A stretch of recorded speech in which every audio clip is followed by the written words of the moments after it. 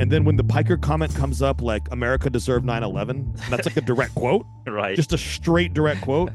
El Sayed doesn't disavow it. He's just like, no, like I'm not going to even say anything about it. And then Piker's like, well, that was inappropriate, which isn't really a denial. Like it's not. It's a like so like there's that whole sort of like for lack of a better word, like it's an anti-American foreign policy that's like it's pretty explicit. It's pretty like frothy. It's pretty like online centric, meaning like it's geared for social media. It's geared for attention grabbing, but it's also like it's a little graphic. It's like planes flying into buildings and being like "fuck you." I mean, it's on the one hand, it's like a long way from the little Eichmann's moment Yeah, with yeah, right. that we Ward saw. Churchill. Yeah, Yeah. Ward Churchill. It's like a long way. Like that's now become like a mainstream opinion on a certain level with 20 years or 25 years gone by. And that's interesting. Like again, Yeah. from a dead alien perspective, it's like intellectually it kind of makes sense, but emotionally, when you're kind of going up to an independent and you're just like saying, "Yeah, this guy, we can agree with him," and like he has some good ideas, but like some of the people that he's around and some of the things that he says are like like just like against baseball, apple pie, and everything else, and these guys don't disavow it. Those are like legitimate tensions that need to be like reconciled, but without moralizing it. I think part of what the conversation I had with like these progressive New Yorkers would tell me is like number one, like in the deep blue cities, like no one gives a fuck about that stuff, so like they don't even see this as attention. And maybe it's not, maybe we're past that point, which I again, like this will be a real test in the fall. But the second point they'd say is you have to understand where they're coming from. So like it goes back to what you just read.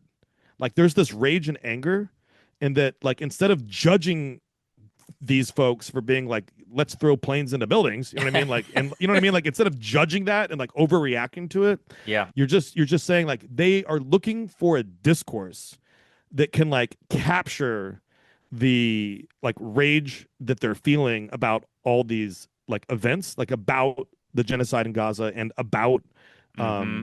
like the inequality in the United States. And that's what you have to like understand about this, and that and it's not like I'm here saying that they're not entitled to free speech. I'm not saying any of that at all.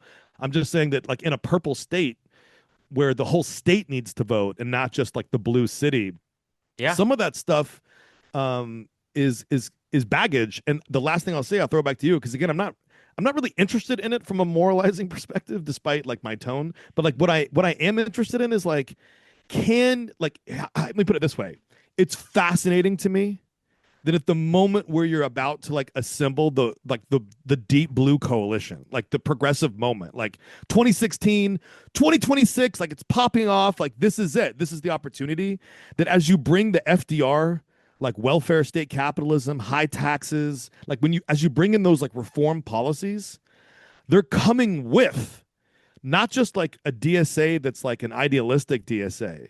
It's coming with like some hardcore tanky like sentiments, and that like you're importing problems into those planks, not just the solutions to the problems of the present. Does that make Yeah. sense? Yeah. No, Like totally. why did they all have to come together? You know what I mean? Like it's, in other words, it's almost unfortunate. And the thing is, I don't think Bernie Sanders has ever been like America deserved 9/11, but No. but He's he stands behind El Sayed and Hassan Piker. They're all in that same coterie.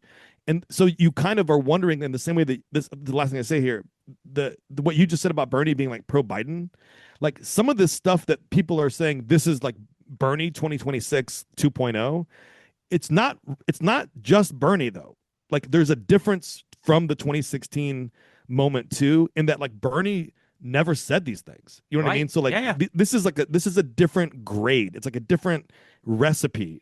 And I guess it's just interesting that to order the full pie, you got to have some ingredients you don't like. You know what I Yeah. mean? No, Like, totally. and how are the independents going to deal with that? And it works that it works both ways. You know what I mean? Like I think some of these like hardcore tanky left radicals, if they really want power, they need to hold their nose and accept things that they don't like too. I mean, Bernie Sanders has never been the insurgent, radical, revolutionary that a lot of his followers have wanted him to be.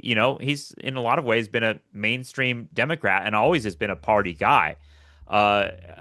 despite being an open socialist. But I think that question is something I think about too. Is like, how much does that baiting really work anymore on the right to be like, oh, they said that America deserved 9/11, like, and they didn't disavow that comment, and they're going to make a scary commercial about that, Yeah.